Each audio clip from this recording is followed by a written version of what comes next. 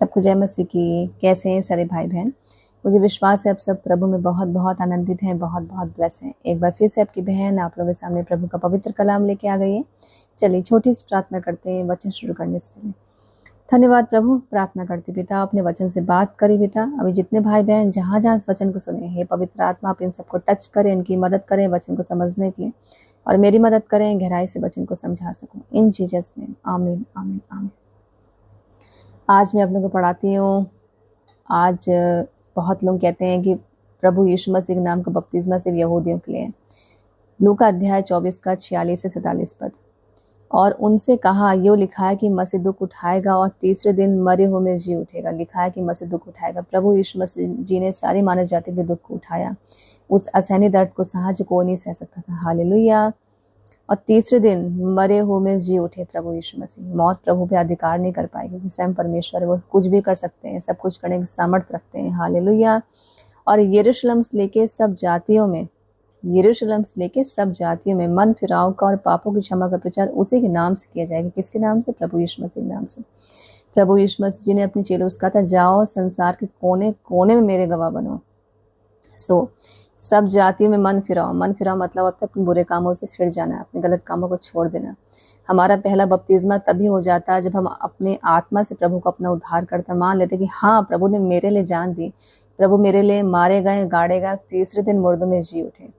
हमको फिर शारीरिक बपतिस्मा लेना होता है, जो रीति प्रभु ने पूरी करी थी। हालेलुया। तो यहाँ लिखा है कि सब जातियों में मन फिराव का और पापों की क्षमा का प्रचार उसी के नाम से किया जाएगा। जब हम प्रभु यीशु मसीह के नाम को बपतिस्मा लेते हैं तो ही हमारे पाप क्षमा होते हैं। आज बहुत लोग कहते हैं प्रभु यीशु मसीह के नाम को बपतिस्मा क्यों लेना है, बपतिस्मा लेना ही क्यों है? मैं आपको पढ़ाती हूँ।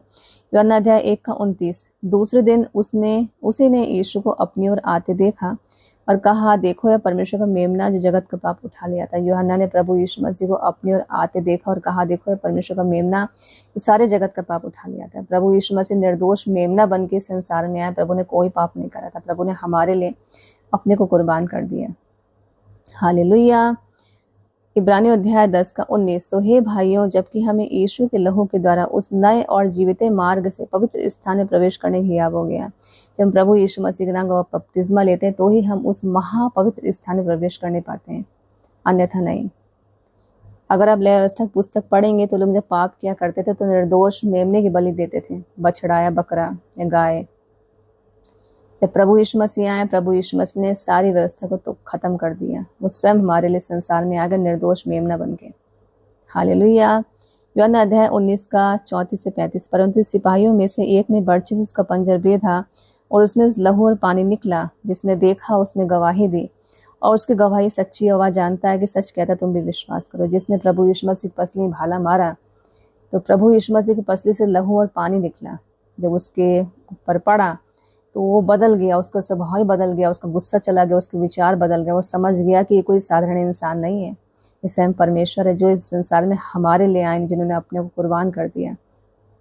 जिसने देखा, जिसने प्रभु के पसली भाला मारा, उसी ने गवाही दी, अन्य लोगों को बताया प्रभु यीशु मसीह के बारे में कि ये परमेश्वर है और उसकी गवाही सच्ची है। वह जानता है कि सच कहता है कि तुम भी विश्वास करो। हमें यहाँ समझ में आता है कि प्रभु यीशु मसीह का बपतिस्मा सिर्फ यहूदी लोगों के लिए नहीं है, सारी मानव जाति के लिए। हमें यहाँ समझ में आता है कि प्रभु हमारे लिए निर्दोष मेमना बन के आ गए। उन्होंने कोई पाप नहीं करा था, उनके लहू से हम सबका उद्धार लिखा हुआ है। हालेलुया। हमें यहाँ समझ में आता है कि हम उस लहू को जब अपनी ज़िंदगी में लेते हैं, जब प्रभु यीशु मसीह नाम को बपतिस्मा लेते हैं, तो ही हम उस महापवित्र स्थान में प्रवेश करने की हिम्मत कर पाते हैं। हमको यह समझ में आता है कि जिसने प्रभु को मारा उसने तक गवाही दी कि प्रभु के लहू में और पानी में कितनी सामर्थ्य है। प्रभु की पसली से लहू और पानी निकला। जो जिंदगी है, लहू भी जिंदगी, पानी भी जिंदगी है। जब प्रभु यीशु मसीह के पानी में, जब प्रभु यीशु मसीह के नाम का बपतिस्मा लेते हैं, पानी में डूबते हैं, तो पानी लहू बन जाता है। हालेलुया। सो हम लोग भाई बहनों, टाइम नहीं बर्बाद करना। हम ये जिंदगी में सब कुछ कमा लें, हमने अगर स्वर्ग नहीं, हमारे अधिकार में स्वर्ग नहीं है, यदि हमारी पुस्तक, स्वर्ग की पुस्तक में हमारा नाम नहीं है, तो हमने कुछ नहीं कमाया। सो हमको टाइम नहीं बर्बाद करना है। वचन में बने रहिए, अड़े रहिए, खड़े रहिए, वचन को बार बार पढ़िए। कमेंट बॉक्स में कमेंट करिए। आप लोग कमेंट नहीं कर रहे हैं, किस किस ने प्रभु यीशु मसीह के नाम का बपतिस्मा लिया और कौन कौन मेरे पास्टर का नंबर चाहता है। अगर आपके पास कोई नहीं है समझाने के लिए तो आप हमसे कांटेक्ट कर सकते हैं। फिर आपके सामने अपना ध्यान रखिए। सबको जय मसीह की।